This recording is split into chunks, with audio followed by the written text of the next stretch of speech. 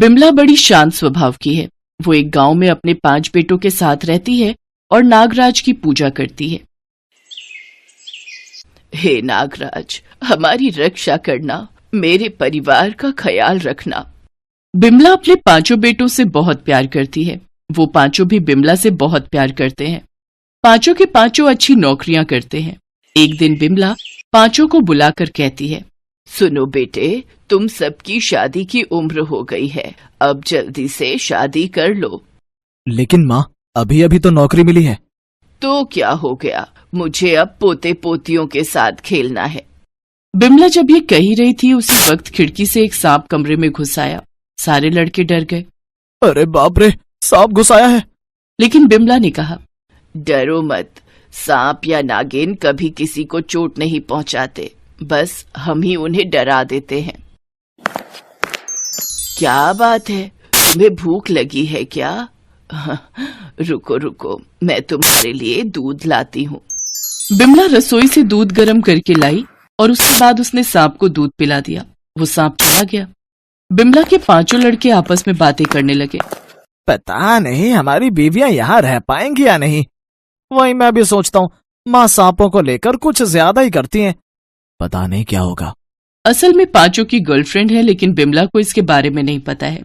बिमला अपने लड़कों के लिए लड़कियां ढूंढना शुरू कर देती है। उसका एक बेटा एक दिन उससे कहता है, माँ, असल में मुझे एक लड़की से प्यार है, मैं उसी से शादी करना चाहता हूँ। लेकिन वो लड़की कैसी है? बहुत अच्छी है माँ, आप एक बार उससे मिल तो लो। बिमला मिलने के लिए तैयार हो गई। 5 अपनी अपनी गर्लफ्रेंड को ले आए। वो 5 लड़कियां एक दूसरे की सहेलियां होती हैं। उनकी बातों से बिमला खुश नहीं हुई। उसने अपने 5 लड़कों को बुलाया और कहा, देखो, इन लोगों का हाव भाव मुझे पसंद नहीं आ रहा है। ये आपके मन का वहम है माँ, ये 5 बहुत अच्छी हैं। बिमला ने और कुछ नहीं कहा।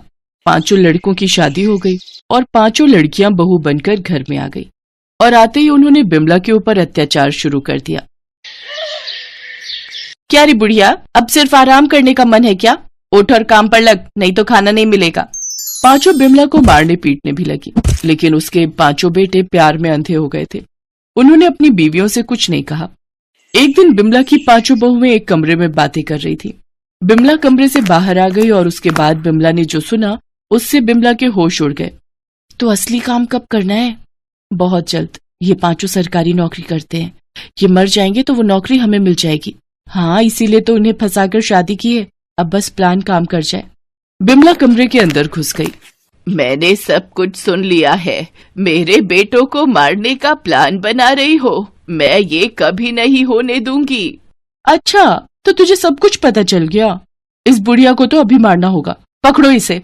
बिमला दौड़ती रही और उसके पीछे उसकी 5 बहुएं भागती रही और वो लोग एक जंगल में घुस गए और सभी ने मिलकर बिमला को पकड़ लिया। मुझे मत मारो, मुझे छोड़ दो, मुझे छोड़ दो। नहीं, तुझे हम नहीं छोड़ सकते। ये बोलकर सभी ने मिलकर बिमला को मार डाला और वहीं पर दफना दिया। उन 5 को भी आज ही मारना पड़ेगा, नहीं तो बहुत गड़बड़ हो जाएगी। 5 बहुओं ने प्लान बनाया। बिमला के 5 बेटे एक साथ ऑफिस से घर लौटते हैं। आज भी वैसे ही घर लौट रहे थे। तभी पीछे से एक ट्रक आया और 5 को धक्का मार दिया और वहीं पर 5 का देहांत हो गया। 5 बहुओं को अपने पतियों की नौकरी मिल गई। 5 बहुएं बहुत खुश हो गई। उधर बिमला की आत्मा स्वर्ग पहुंच गई। वो नागराज की भक्त थी, इसीलिए नागराज उसके सामने आए। बिमला, तुम्हारे साथ जो हुआ वो बहुत गलत हुआ। क्यों हुआ नागराज? मैंने तो कभी किसी का बुरा नहीं किया। मुझे पता है बिमला, तुम्हारे 5 बेटे भी कुछ ही देर में यहाँ आ जाएंगे। इसका मतलब मेरी 5 बहुओं ने उन्हें मार डाला? नहीं, ये नहीं हो सकता। तुम चिंता मत करो बिमला, इसकी सजा उन लोगों को मिलेगी और तुम खुद उन्हें सजा दोगी। मैं खुद? लेकिन कैसे? मैं तुम्हें नागिन बनाकर धरती पर भेजूंगा और साथ साथ तुम्हारे 5 बेटों को भी भेजूंगा। उसके बाद जो करना है तुम ही को करना होगा। अगर तुम बदला लेने में सफल हुए तो तुम और तुम्हारे लड़के फिर से मनुष्य रूप में वापस जा सकेंगे। ठीक है नागराज, जैसी आपकी मर्जी। नागराज ने बिमला को नागिन के रूप में धरती पर भेज दिया। बिमला के 5 बेटे भी नाग रूप में वहां आ गए। देखा, मैंने तुम लोगों को पहले ही मना किया था इन पांचों से शादी करने के लिए, लेकिन तुम लोगों ने मेरी बात नहीं सुनी। माफ कर दो माँ, लेकिन अब हम उन लोगों को नहीं छोड़ेंगे। अब हम पांचों से बदला लेने के भूखे हैं। उधर पांचों बहुएं आराम से जिंदगी बिता रही थी। उन्हें आइडिया भी नहीं था कि उन लोगों के साथ क्या होने वाला है। रात को बिमला नागिन रूप में कमरे के अंदर घुस आई। अंजलि, सुमित्रा, मैं आ गई हूँ बदला लेने। वो लोग बहुत डर गई। अरे कौन है, कौन बुला रहा है? और तभी सुमित्रा ने देखा कि कमरे में एक बड़ी सी नागिन घुसकर बैठी हुई है। अरे बाप रे, नागिन! अब देखो हम तुम लोगों के साथ क्या करते हैं। बिमला के बेटों ने पांचों बहुओं को जकड़ लिया और बिमला ने सभी को एक एक करके डस दिया। पांचों की मृत्यु हो गई। अब जाके मन को शांति मिली। अब हमारा बदला पूरा हुआ। बदला पूरा होते ही बिमला अपने असली मनुष्य रूप में वापस आ गई। साथ साथ उसके पांचों बेटे भी मनुष्य रूप में वापस आ गए। कुछ दिनों बाद बिमला ने बड़ी धूमधाम से नागराज की पूजा की। ऐसे ही नागराज ने अपने भक्तों को पुनर्जन्म दिया और इसके बाद सभी खुशी खुशी रहने लगे।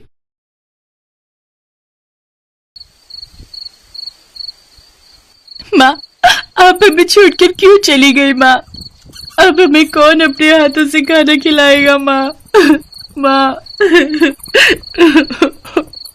भूमि, राखी और शांता रो रहे हैं। उन लोगों के सामने एक बड़ी सी नागिन की डेड बॉडी पड़ी हुई है। उस नागिन को बड़ी ही बेरहमी से मारा गया है। चारों तरफ खून ही खून है। भूमि, राखी और शांता उसी नागिन की बेटियां हैं। किसने मारा है हमारी माँ को? हम उसे नहीं छोड़ेंगे, नहीं छोड़ेंगे। शांता की आंखों में गुस्सा झलक रहा है, लेकिन जिसने उनकी माँ को मारा है उसे मारना तो दूर, उसके आसपास जाना भी नागिनों के लिए असंभव है। भूमि, राखी और शांता अपनी माँ के शव को जमीन के अंदर दफनाकर घर लौट जाते हैं और अपनी माँ को याद करते हैं। दूसरी ओर सपेरों की बस्ती में उत्सव मनाया जा रहा है। सब लोग मिलकर शराब पी रहे हैं। आज तो मजा ही आ गया भाई। 5 नागिन हमारे कब्जे में आ गई आज। हाँ, मैंने तो पहले ही कहा था उस जंगल में सांप और नागिनों का वास है, इसीलिए तो उस जंगल में कोई नहीं जाता। इन सपेरों में से सबसे शक्तिशाली और चालाक सपेरे का नाम गदाधर है। वो कहता है, अरे तो क्या हुआ, पकड़ा तो मैंने ही ना। मैं अगर नहीं होता तो तुम लोग उस बदतमीज नागिन के जहर से अभी तक नरक में पहुंच गए होते। हाँ, ये बात तो सही कही तूने। उस नागिन को मार कर हमें बचाया है, इसीलिए इन नागिनों को बेचकर जो पैसा मिलेगा उसमें से ज्यादा हिस्सा तू ही लेगा। गदाधर खुश हो गया और उधर नागिनों के गांव में मातम छाया हुआ था। असल में जंगल की गहराई में 100 सालों से इच्छाधारी सांप और नागिनों का गांव बसा था। उसके बारे में किसी को कानो कान खबर नहीं थी। सारे सांप और नागिन उसी गांव में रहते थे। वो लोग जंगल से शिकार ढूंढकर खाते थे और अपने आप में ही खुश रहते थे। उसी गांव में उन लोगों की पीढ़ी आगे बढ़ती थी। शकुंतला ने भी 3 जुड़वा नागिन बेटियों को जन्म दिया था, भूमि, राखी और शांता। एक दिन तीनों जंगल में आपस में खेल रहे थे। इतने में भूमि के दिमाग में एक आइडिया आया। बहनों, मैंने सुना है जंगल के बाहर इंसानों का वास है, चल वहाँ घूम कर आते हैं। पागल हो गई है क्या? इंसान हमारे दुश्मन है और ये बात माँ को पता चली तो वो हमें बहुत मारेंगी। लेकिन हमें देखना भी तो चाहिए कि इंसान कैसे होते हैं। हम तो मनुष्य अवतार में ही जाएंगे, किसी को पता नहीं चलेगा। लेकिन उन लोगों को नहीं पता था कि जंगल के पास में ही सपेरों की बस्ती है। वो तीनों जंगल के बाहर सपेरों की बस्ती में चले आए और उन लोगों के आते ही एक सपेरे ने कहा, अरे अचानक से नाक में नागिन की सुगंध कहाँ से आ रही है? क्या बात कर रहा है? मुझे तो नहीं आ रही। तेरी नाक मेरे से तेज नहीं है, मैं महसूस कर पा रहा हूँ कि आसपास कोई सांप या नागिन है। तू और तेरी नाक, भाई मैं तो जा रहा हूँ, तू सूंघता रह। वो चला गया। तभी उस सपेरे ने तीनों को देख लिया। तीनों गांव में घूम रहे थे। अरे ये तीनों बच्चियां कौन है? इनको तो यहाँ कभी नहीं देखा। वो सपेरा तीनों का पीछा करने लगा। भूमि, राखी और शांता गांव में घूमने के बाद जंगल में घुस गए और अपने नागिन अवतार में चले आए। उस सपेरे ने यही देख लिया। अच्छा, तो ये बात है, इस जंगल के अंदर नागिनों का वास है। और उसके बाद उसने सभी को ये बता दिया। गदाधर ने कहा, अगर ये बात सच हुई तो हम बहुत अमीर बन सकते हैं। मार्केट में इच्छाधारी नागिनों की कीमत बहुत ज्यादा है। और एक दिन गदाधर बाकी सपेरों को लेकर जंगल में नागिन पकड़ने चला गया। तभी शकुंतला और बाकी नागिन खाना ढूंढने निकले थे। उनमें से 5 नागिनों को गदाधर ने देख लिया और उनके ऊपर जाल फेंक दिया। 5 नागिन जाल के अंदर बंदी हो गए। अरे ये क्या? बचाओ, कोई बचाओ! सपेरों का झुंड खुश हो गया, लेकिन नागिनों की चीख शकुंतला ने सुन ली और वो वहां चली आई। दुष्ट इंसान, हमें पकड़कर ले जाएगा, ये ले। शकुंतला ने एक सपेरे को जकड़ लिया और उसके बाद वो उसे डसने जा ही रही थी कि इतने में गदाधर ने एक पत्थर उठाकर शकुंतला के सर पर मार दिया। सर पर चोट लगने के कारण वहीं पर उसका देहांत हो गया और सपेरे 5 नागिनों को बंदी बनाकर ले गए। अपनी माँ की डेड बॉडी देखकर भूमि, राखी और शांता बहुत रोई। वे तीनों अनाथ हो गए। उनके मन में बदले की आग जल उठी। गांव की मुखिया कुहेली नागिन ने एक मीटिंग बुलाई। पता करो कि इसके पीछे कौन है। हमारी एक नागिन की मौत हो चुकी है और 5 नागिन गायब हैं। कुहेली नागिन, मुझे लगता है कि ये काम जंगल के बाहर रहने वाले सपेरों का है, लेकिन उन्हें हमारे गांव के बारे में पता कैसे चला? इतने सालों से हम यहाँ रह रहे हैं। कोई जंगल के बाहर उस गांव में गया था क्या? तभी भूमि और उसकी दोनों बहनें रो पड़ी। उनको समझ में आ गया कि उनकी गलती की ही वजह से उनकी माँ आज उनके साथ नहीं है। क्या हुआ? तुम तीनों रो क्यों रही हो? तब भूमि ने सब कुछ सच सच बता दिया। कुहेली गुस्सा हो गई। तुम तीनों की वजह से सपेरों को हमारे गांव के बारे में पता लग गया है। अब वो लोग यहाँ कभी भी आ सकते हैं। तुम लोगों को इसकी सजा मिलेगी। मैं तुम तीनों को इस गांव से बहिष्कार करती हूँ। निकल जाओ यहाँ से। तीनों को गांव से निकाल दिया गया। तीनों रोते हुए जंगल से बाहर चले गए। हमारी गलती की वजह से सब कुछ खत्म हो गया। अभी भी सब कुछ खत्म नहीं हुआ है बहन। हम सब कुछ ठीक कर सकते हैं। हम अपनी माँ की मृत्यु का बदला ले सकते हैं और 5 नागिनों को वापस भी ला सकते हैं और सपेरों को मारकर हमारे गांव को भी बचा सकते हैं। हाँ, ये तुम लोगों ने सही कहा। हम बदला लेंगे। वो तीनों सपेरों के गांव में चुपके से इधर उधर उन 5 नागिनों को ढूंढने लगे, लेकिन पूरा दिन ढूंढने के बाद भी उन लोगों का पता नहीं चला। पता नहीं सपेरों ने उन 5 को कहाँ बंदी बनाकर रखा है, लेकिन आज रात के अंदर ढूंढकर निकालना ही होगा। उधर गदाधर बाकी सपेरों के साथ बैठकर उन नागिनों के बारे में बात कर रहा था। सुनो, हम ज्यादा देर नहीं कर सकते। हमें कल सुबह ही इन नागिनों को शहर ले जाना होगा। आज रात हमें चौकन्ना रहना होगा, समझ गए? हाँ उस्ताद, समझ गए। उन तीनों के पास सिर्फ रात का ही वक्त बचा था। वो तीनों लोगों के घर में घुसकर ढूंढने लगे। रात गहरी होती गई और बारिश शुरू हो गई और बिजली कड़क उठी और उसी रोशनी में शांता ने एक घर देखा। बहनों, मुझे लगता है कि उस घर के अंदर कुछ है। तीनों घर के अंदर गए और देखा कि एक पिंजरे के अंदर 5 नागिनों को कैद करके रखा गया है। अरे तुम तीनों, हमें इस पिंजरे से बाहर निकालो जल्दी। तीनों ने पत्थर से मारकर पिंजरा तोड़ दिया और 5 बाहर निकल गए, लेकिन तभी गदाधर और बाकी सपेरे वहां चले आए। अच्छा, तो तुम लोग भागने की सोच रहे हो? अरे ये तीनों नागिन बच्चियां भी हैं, इन्हें भी पकड़ लेते हैं। वो लोग नागिनों को पकड़ने गए, लेकिन सारी नागिन इस बार पहले से ही तैयार थी। गदाधर के अलावा सभी को नागिनों ने डस लिया। सभी मर गए। तूने मेरी माँ को मारा था ना?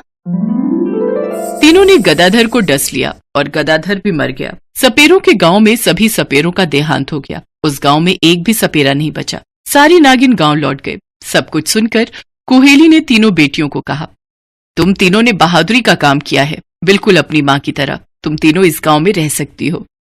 तीनों को अपनाया गया और उसके बाद वो उसी गांव में रहने लगी। सभी उन तीनों से प्यार करने लगे। एक भी सपेरा जिंदा न होने के कारण उनके ऊपर कोई खतरा भी नहीं रहा। ऐसे ही सब लोग खुशी खुशी जीने लगे।